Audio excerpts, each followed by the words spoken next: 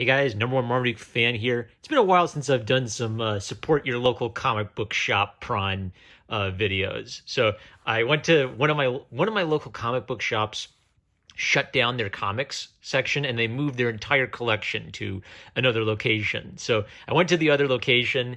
Yeah, basically I'm mad because it means I don't get to collect all of the old Bone issues they had. But the consolation prize was they had an absolutely massive $1 comic bin collection. So I just kind of went nuts and bought probably like 10 years worth of $1 comics. Got a lot of, junk and just cheap stuff that I'm going to read and give away. And I got some real gems like Wolverine Save the Tiger from the 80s for $1. So let's do some speedy reviews. Spider-Man 797, written by Dan Slott. I like the artistic team, Stuart Imonen and Wade von Graubadger. It seems like it was, I think I heard people talk about this run. Basically, the gist is Norman Osborn comes back and he gets the Carnage symbiote so he can be a little bit more powerful and try to get Spider-Man this time. Slott did a couple things I like trying to get Peter Parker and Mary Jane back together, which I think is the correct thing to do for their relationship after one more day.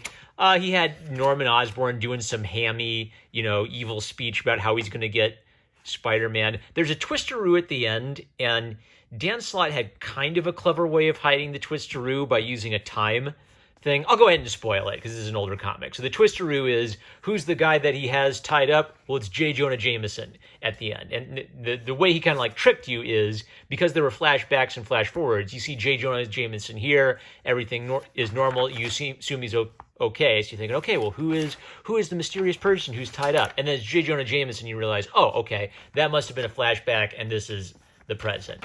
It's okay. It's a lot of like Norman Osborn conspiring in the shadows and then finally putting two and two together that Peter Parker is Spider-Man because J. Jonah Jameson accidentally let something slip.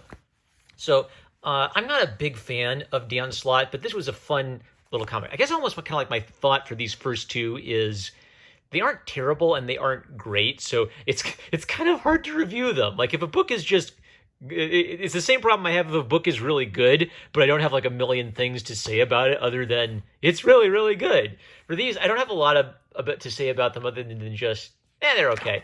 Pokemon Pocket comics, I think these are called 4-Koma strips, which is basically just like a Japanese equivalent of the 4-panel comic strip. And I guess they have like whole books of these things. There are like dozens and dozens of completely different Pokemon manga by different artists and teams and different styles and genres of storytelling. So my favorite is Pokemon Adventures because I think that finds the right balance between doing cool nerdy stuff with the Pokemon that Pokemon nerds will like and also doing like fun action adventure stories where if you were a kid and you hadn't played Pokemon Adventures would be a great introduction to Pokemon.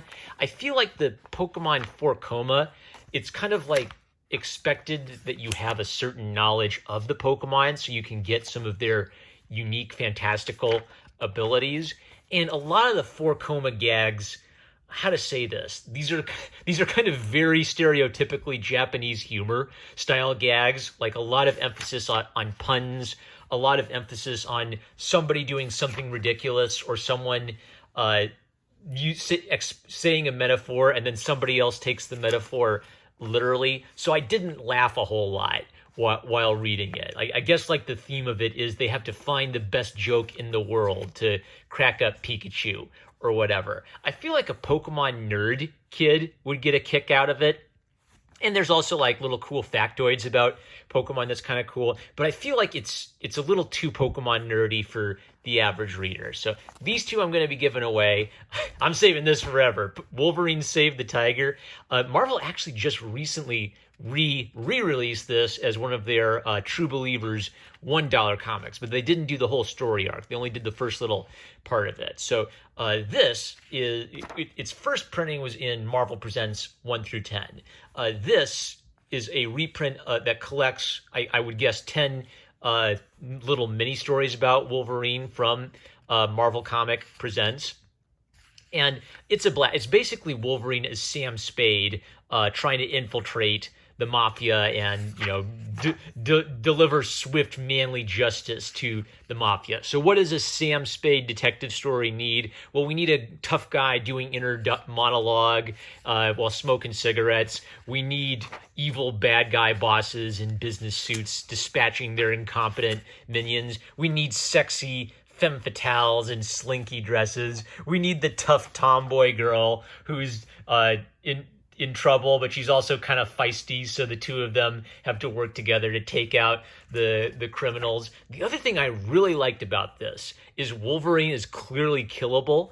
I feel like in the more modern Marvel comic books, Wolverine, when he became popular, he became an unstoppable badass who is literally like it's not even fair. Like he'll go up against Thanos and all the gods basically, and none of them can get him. Whereas in this, he's fighting guys with like swords for hands and mooks with nunchucks, and basically he's hard to kill because of his mutant powers. But he's not this unstoppable god badass, which creates a real element of danger. Like there are several times in basically just like fighting the mafia where you can tell he's literally inches away from death despite his healing ability. So that's kind of the neat thing about it. It's a cool little Sam Spade adventure and fighting the mafia, but with Wolverine and a few superpowers. Some neat tie-ins to the X-Men. It's really Wolverine at his best, I think. A little bit more down to earth, tough, seedy, very manly, gets all the girls.